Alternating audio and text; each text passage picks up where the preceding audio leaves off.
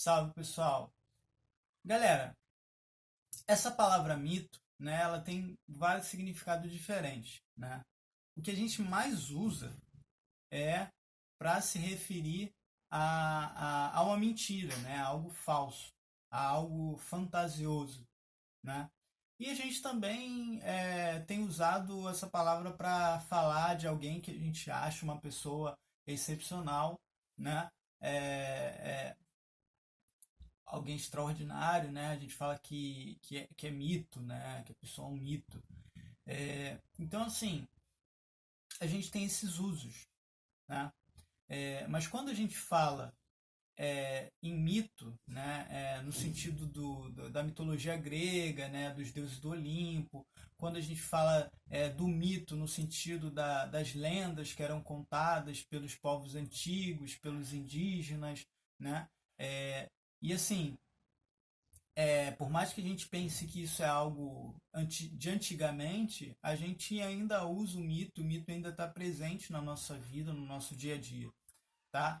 É, o mito que eu vou falar aqui, né? E aí a gente também tá se referindo ao tipo de mito que é representado pela mitologia grega. Ele é o significado dessa palavra não tem tanto a ver com a questão da falsidade, né? A gente não fala em mitologia grega porque o que os gregos diziam era falso, né? É, se era falso ou não, né, pouco interessa, né? A palavra mito, né, lá na sua origem, ela tinha mais a ver com uma mensagem, né? Então, mito seria uma mensagem, né, que as pessoas precisavam ouvir para que elas conseguissem gerenciar suas vidas, para que elas conseguissem ter um norte de comportamento, né? Para que elas de repente se confortassem diante da morte, para que elas entendessem certas coisas, né, certos fenômenos da natureza, para que elas entendessem tudo aquilo que aparentemente não tinha muita explicação, né? Então, tudo aquilo que não fazia muito sentido, que era da ordem do misterioso, que não tinha muita explicação, as pessoas tinham histórias, né, para poder tentar encontrar um significado para essas coisas, né? E essas histórias elas sempre tinham referência a deuses, a criaturas extraordinárias, né? Então, a ideia do mito é uma ideia de mensagem, né? Isso que importa mais, né?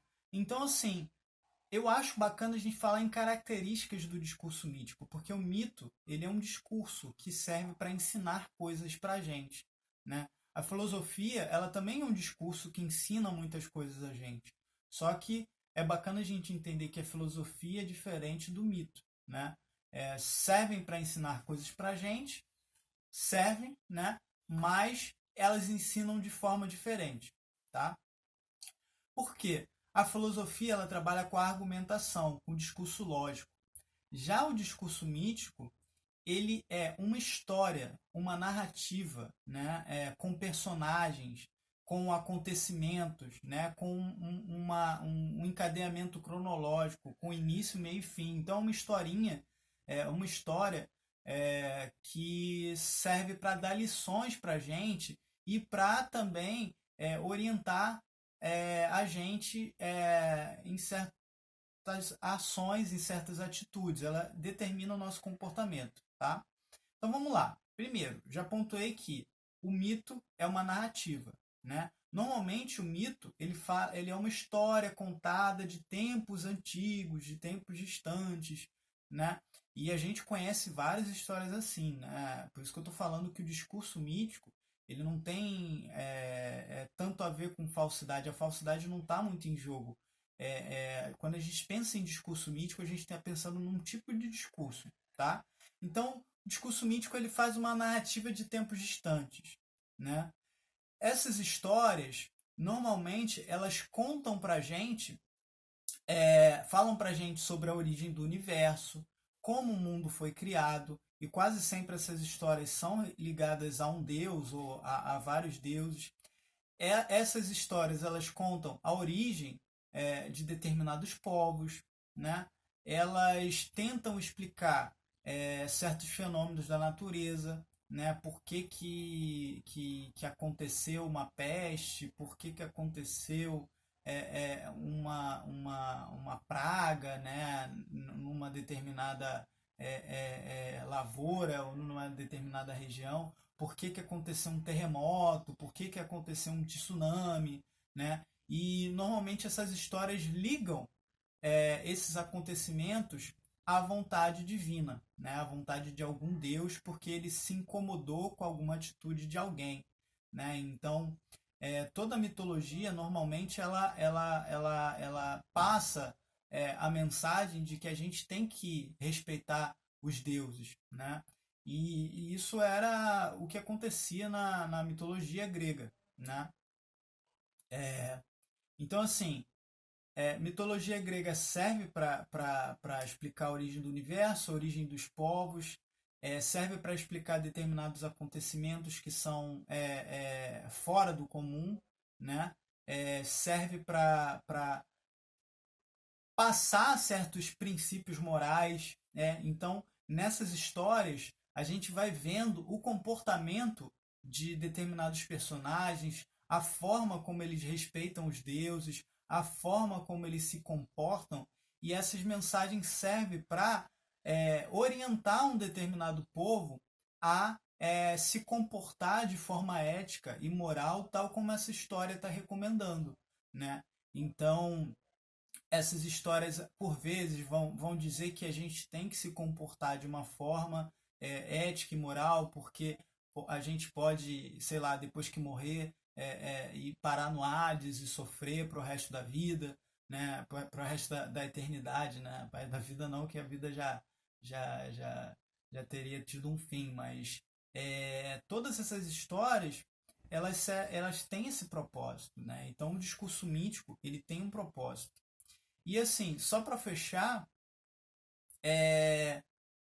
a forma como o mito trabalha é um pouco diferente da forma como a filosofia trabalha, né? O mito ele trabalha com base na fé, né? Então as pessoas lá na Grécia Antiga elas acreditavam nos deuses, né? Elas acreditavam naquelas histórias porque elas tinham fé naquilo, né? Já a filosofia não. Como a filosofia trabalha com a razão, com a lógica, com a argumentação, você não acredita no que um filósofo está falando porque você tem fé no que ele acredita. Você vai ler, refletir sobre o que você está lendo e ver se aquilo faz sentido ou não. Tá? Já o mito, você vai reconhecer aquilo, né, por conta de uma fé que você tem naquele discurso, né? E assim, o discurso mítico, né, essas histórias, independente de até que ponto elas são verdadeiras ou não, até que ponto o que é representado ali, né, se determinada divindade existe ou não, aquilo sempre teve um papel, né? Todas as mitologias, nos mais variados povos, né? Nas mais variadas crenças que as pessoas têm e tiveram, né? Sempre foram muito importantes, sempre tiveram um papel importante para fazer com que as pessoas se sintam, né? De alguma forma entendam sua história, tenham uma ideia de que elas tiveram uma origem determinada, se sintam parte de um grupo, fazer com que elas vejam sentido na vida, em algumas coisas que aparentemente não têm explicação, e também sempre foram importantes para que os homens tivessem uma referência moral, né, de como eles devem se comportar, tá bom? Espero que tenha ficado claro, galera. Qualquer dúvida, a gente vai se comunicando aí. Eu tenho sentido um pouco de dificuldade para mexer em algumas coisas na plataforma, né?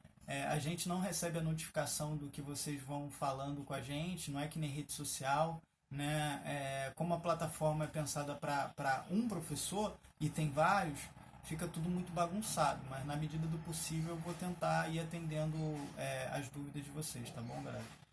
Forte abraço e até mais.